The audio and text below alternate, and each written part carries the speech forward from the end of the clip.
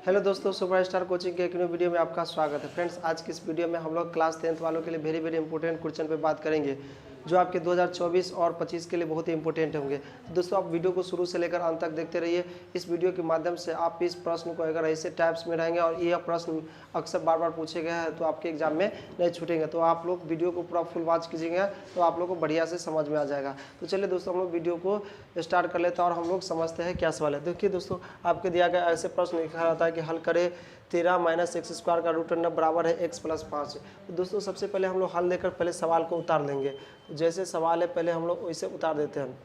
तो 13 माइनस के x square बराबर x plus 5, 13 minus x square का रूट अंडर बराबर एक्स प्लस 5 है। दोस्तों, अब हम लोग याद रखें कि जब तक रूट अंडर में तब तक हम लोग कुछ नहीं कर सकते। तो सबसे पहले इसको रूट अंडर से बाहर निकालना होगा और रूट अंडर से बाहर तभी निकाल सकते हैं तब इसको वर्ग करना होगा।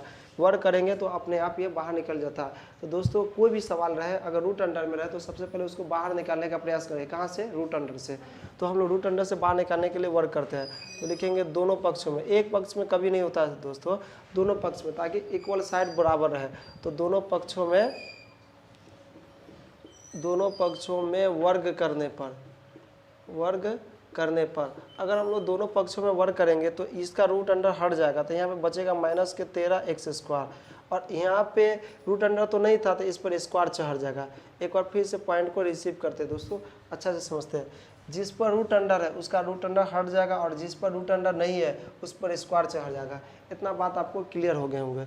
ये जैसे था वैसे लिखेंगे दोस्तों। 13 माइनस एक्स स्क्वायर है तो 13 माइनस का एक्स स्क्वायर, और ये देख रहे हैं एक्स प्लस 5 का होल स्क्वायर, माने कि ए प्लस बी के होल स्क्वायर पर बैठाना है। तो आप जानते हैं, तो ए प्लस बी का होल स्क्वायर मान लीजिए, इसको ए मानेंगे और इसको बी। फार्मूला बोलता है, आप जाने होंगे कि ए प्लस बी का स्क्वायर होता है ए स्क्वायर प्लस के 2ab प्लस के बी स्क्वायर।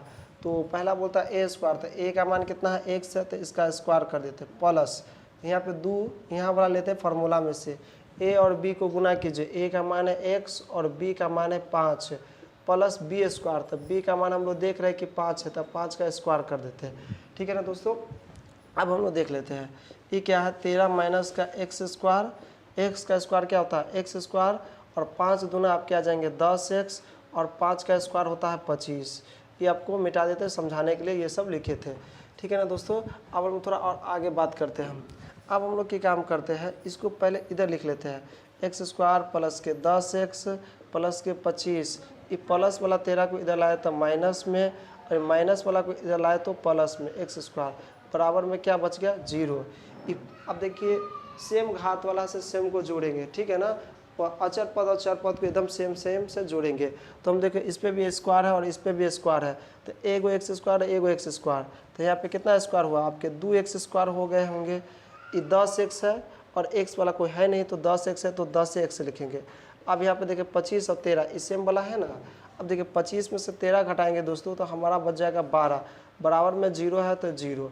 ठीक है ना। अब हम लोग देख रहे हैं ये दोनों को हम लोग 2 से भाग दे सकते हैं, क्योंकि ये सब जो होता है 2 भी 2 के पारा में आता है, 10 भी 2 के पारा में आता है, 12 भी 2 के पारा में आता है। हम लोग समीकरण को जितना भी छोटा करेंगे ना उतना आसान करना ठीक रहता है, इसीलिए हम लोग भाग देने की प्रक्रिया अपनाते हैं। तो लिखेंगे दोनों पक्षों में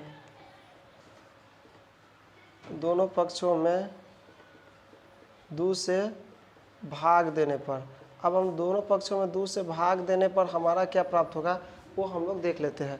दोनों पक्ष में अगर 2 से भाग देंगे ना दोस्तों, तो 2 का जो 2 से भाग देंगे तो यहाँ पे एक्स स्क्वायर आ जाएगा। कहने का मतलब ये भाग देने का मतलब बट्टा में 2 करें। अगर आपको थोड़ा और अच्छा से समझना चाहते तो ऐसे समझे, 2x स्क्वायर बट्टा सब के बट्टे में 2 दे रहे हैं, तो प्लस 10x बट्टा 2 और प्लस 2 कितना है? 12। ये 12 बट्टा 2 बराबर 0 बट्टा 2, यानी सब को 2 से भाग दे रहे, क्योंकि सब 2 के पारा में आ रहे हैं। ठीक है ना। अगर यहाँ पे 4 आता तो देख लेते कि सब 4 के पारा में आते हैं कि नहीं, उसी हिसाब से हम लोग भाग दे देते हैं। तो 2 से 2 कैंसिल हो जाता है, तो हमारा एक्स स्क्वायर ना बचेगा। 2 5 से 10, तो यहाँ 5 में x है तो 5x ना, और 2 6 के 12, और प्लस का 6 बच गया। और 0 में 2 से भाग लगाए तो 0 आ जाएंगे। अब देखिए दोस्तों, हम लोग को क्या काम हल करना है, तो हमारा x का मान निकालना है। तो इसकी 2 विधि है, या तो आप गुणनखंड विधि से हल कर लीजिए या तो द्विघात समीकरण की विधि से हल कर लीजिए। तो हम लोग गुणनखंड विधि से हल करेंगे क्योंकि वो थोड़ा आसान होता है। तो यहाँ पे 6 है और यहाँ पे 1 है, कुछ नहीं तो 1 है, तो 6 में x गुना के तो 6, तो 6 का ऐसा गुणनखंड करना आपको जो गुना करने पर 6 आना चाहिए और जोड़ने और घटाने पर 5 आना चाहिए। तो क्या काम करते हैं कि 6 को हम लोग 2 से लगाएं, सो ये 2 से लगाएंगे तो हमारा 3 दूना 6 हुआ, 3 और 2 को जोड़ेंगे तो 5 भी आ रहा है, इसका मतलब 2 और 3 सफिशियंट है, इसको हम लोग ले सकते हैं। तो हम लोग क्या काम कर सकते हैं कि यहाँ पे ओ आर लगा देंगे और यहाँ पे हम लोग क्या एक्स स्क्वायर प्लस, अब बात आती है कि सर पहले 3 को लिखेंगे कि पहले 2 को, तो आपके ऊपर इच्छा अनुसार है, आप 3 को लिखिए या तो 2 को लिखिए, आंसर आपके सेम ही आएंगे।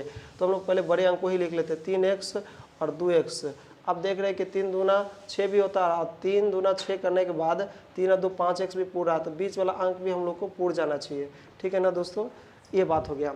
अब ये दोनों में हम लोग क्या कॉमा कर सकते हैं, तो ये दोनों में हम लोग x कॉमा ले लेंगे, तो यहाँ पे 2 गो x था, एगो x बच गया, एगो x कॉमा लिया तो एगो x बच गया, ये तो x खींचे लिया क्योंकि कॉमा ले लिया, तो बचा क्या इसके पास 3।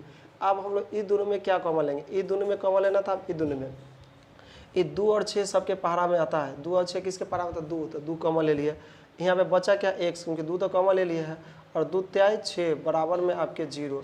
दोस्तों याद रखिए जब आप गुणनखंड विधि से हल कर रहे हैं तो आपको बीच वाला ब्रैकेट में दोनों ब्रैकेट आपके सेम आना चाहिए। अगर सेम नहीं आया तो समझिए आपका बना हुआ गलती है, अगर सेम आ रहा तो समझिए आपका बना हुआ सही है। ये भी याद रखना, प्लस माइनस से भी अंतर नहीं होना चाहिए। अब ठीक है, तो हमारा देख रहे हैं तो हमारा x और प्लस का कितना हो जाएगा 2, और ये दोनों में मिल रहा है तो a को लिखेंगे x प्लस 3 बराबर में हमारे आ जाएंगे 0, x प्लस 2 बराबर हमारे आ जाएंगे x प्लस 2 पहला 0 लिख लेते हैं और एगो यहाँ पर लिखते हैं x प्लस 3 बराबर में आपके 0। ये प्लस वाला उधर जाता है तो माइनस में, और ये प्लस वाला 3 उधर गया तो माइनस में। तो हमारा अतः हल कितना हो जाएगा देख लेते हैं। हल x बराबर, एगो पहला आंसर है -2, एगो दूसरा है -3। ये आपका फाइनल आंसर आ गया। उम्मीद करता हूँ दोस्तों ये आपका वीडियो अच्छा लगा होगा, अगर अच्छा लगा होगा तो अपने दोस्तों के साथ शेयर जरूर करें। मैं आपसे मिलूंगा इसी तरह वीडियो के साथ, तब तक के लिए जय हिंद।